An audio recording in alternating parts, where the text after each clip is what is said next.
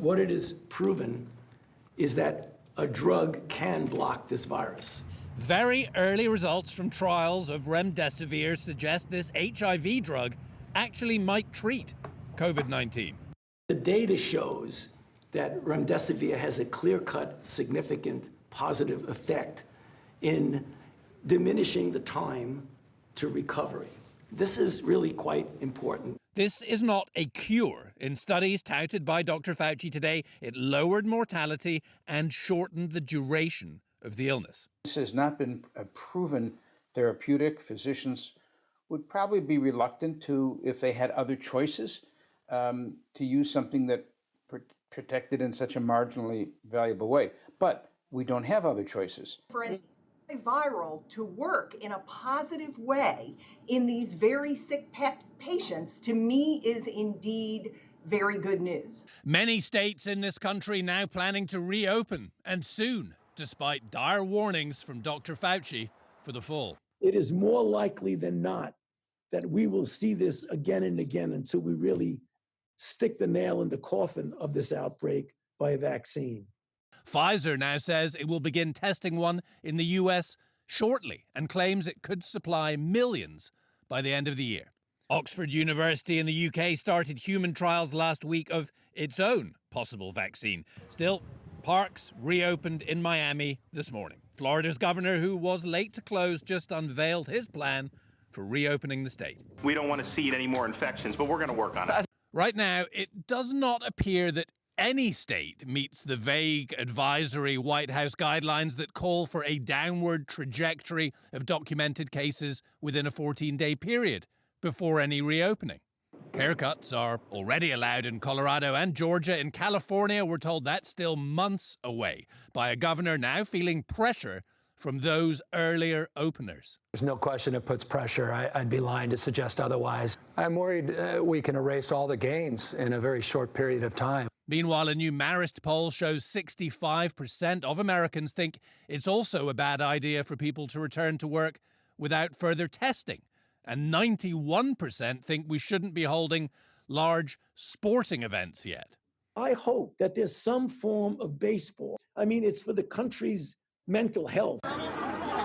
Around 2,500 just attended the funeral of a popular rabbi in Brooklyn. 12 summonses were issued for violating social distancing and refusing to disperse. The city's mayor called out the entire Jewish community on Twitter and was criticized. I regret if the way I said it in any way gave people a feeling of being treated the wrong way. That was not my intention. It was said with love, but it was tough love. It was anger and frustration. That model, often cited by the White House, says 74,000 will have died by August 4th.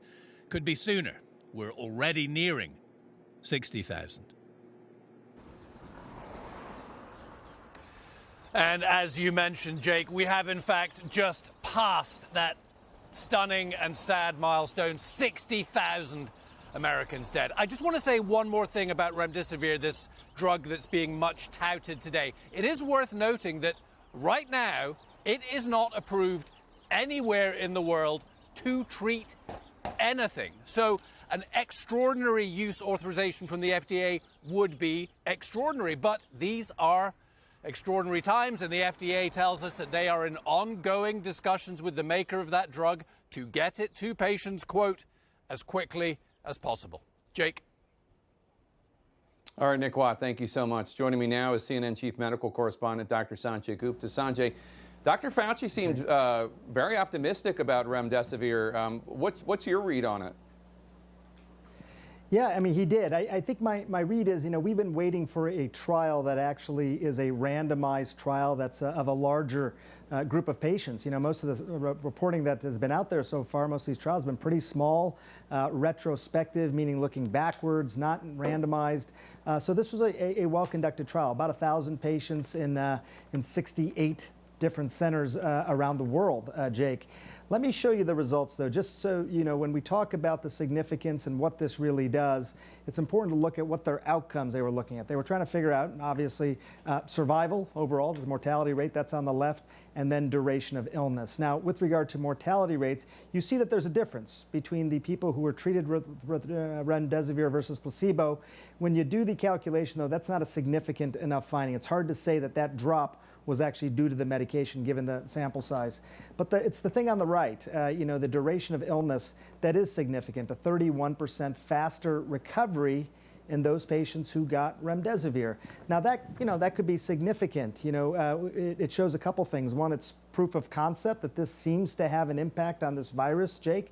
This has been a difficult virus, as we know, to treat. So this is the first one to show that impact. Also, you know, there's this question, and I think it's going to be something we want to really find out. Does it also decrease the amount of virus in your nose and your mouth? Because if it also does that, as you know, Jake, even once you're feeling better, that might decrease the spread of this as well, which would be a big deal. We don't know that yet, but I think, you know, there's certainly enthusiasm. This isn't a home run by any means, but it's the only thing, as Larry Brilliant said, that we really have at this point. Right, but it is a glimmer of potentially very good news. The former FDA commissioner under President Trump, Scott Gottlieb, said the drug has, quote, enough data to support consideration of access under an emergency use authorization by the FDA. The New York Times is reporting that that could happen as soon as today. What happens after that, assuming that the emergency authorization from the FDA goes forward? Well, you know, as Nick Watt was just saying, they got to talk to Gilead and make sure that they can start to produce enough of this medication. You know, this is a medication, again, many people may know, it's been around for a while, right? It was trialed in Ebola as well, so that it is an existing drug. I think it's going to be a question with Gilead now, can they start to actually meet the demand that is certainly going to come? I should point out, and you know this, Jake, but the EUA, the Emergency Use Authorization, has been, there's been a lower bar for that recently, given that we're in the middle of a pandemic. So I'm not surprised at all that it will be sort of approved under this EUA sort of thing. I think it's a question of being sure that people who need it can get it. I talked to Scott Gottlieb just about an hour ago as well about this. I think one of the question marks is who should get this now? And he was thinking that people who early on have the illness and are at high risk because of some sort of pre-existing condition, they probably will be the ones who may be the most likely to benefit from this, at least early on.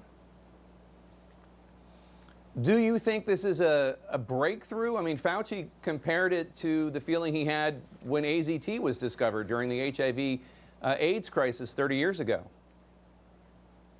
Yeah, I heard that, and I was a little surprised by that. You know, you could see the data in terms of what it does. There's at least in this early data, really no impact on mortality, on saving lives. It does seem to shorten the duration of illness, and that can be significant. You know, if you look at things like Tamiflu, even shortening the duration and the severity of illness is important. It's not clear that it actually will decrease mortality at this point. So we'll have to wait and see. It's also, again, an existing drug. This is a drug that already existed, is being repurposed for this indication now to treat coronavirus. So, you know, Dr. Fauci obviously has 40 years been doing this, so he has a lot of context for these sorts of things. But I think, you know, people should look at the numbers, look at the data. You know, we'll continue to, we'll put that up on the website so people can look at this themselves. And Sanjay, projections of what a death toll will be, the projections are not facts. Projections are just predictions. And the projection of the death toll of 60,000, just a few weeks ago, we were told we weren't going to get there until August. We just reached it. It's April. Why? What's going on? Yeah, Jake, I think you and I had a conversation about this a couple of weeks ago, and you said, is it likely that we're going to get this to this number before August 4th? And it was pretty clear by all the trends that we were seeing. And as you know, that same model that predicted 60,000 now has the projected death toll around 74,000 people. You know, Jake, these models are frankly, they're all over the place. If you look at the numbers that we put up, they're actually part of a wide range. They give a wide range of numbers, anywhere from 30 to 140,000 in some of these ranges here. And I think it's difficult. There's two things I think that happened over the last couple of weeks. One is that we started to include probable infections, probable hospitalizations, and probable deaths with regard to this COVID infection. Obviously, the plateau that we're seeing is more of a plateau that's at a high plateau versus a curve. You know, this is not looking like a curve as much as it went up, is staying up now for a while. We're going to see what happens next. Hopefully it'll start to come down. And finally, Jake, you know, I mean, these stay-at-home orders that are getting lifted, I don't know that that's already had an impact because that'll take a couple, 3 weeks, but it's certainly affected the models. I think that's part of the reason the projected deaths now by August are going to go up. And look, even 74,000, which is now the August 4th model, what that's showing, that may be low based on what we're seeing right now. Yeah, that seems like a conservative estimate to me, at least based on today's facts.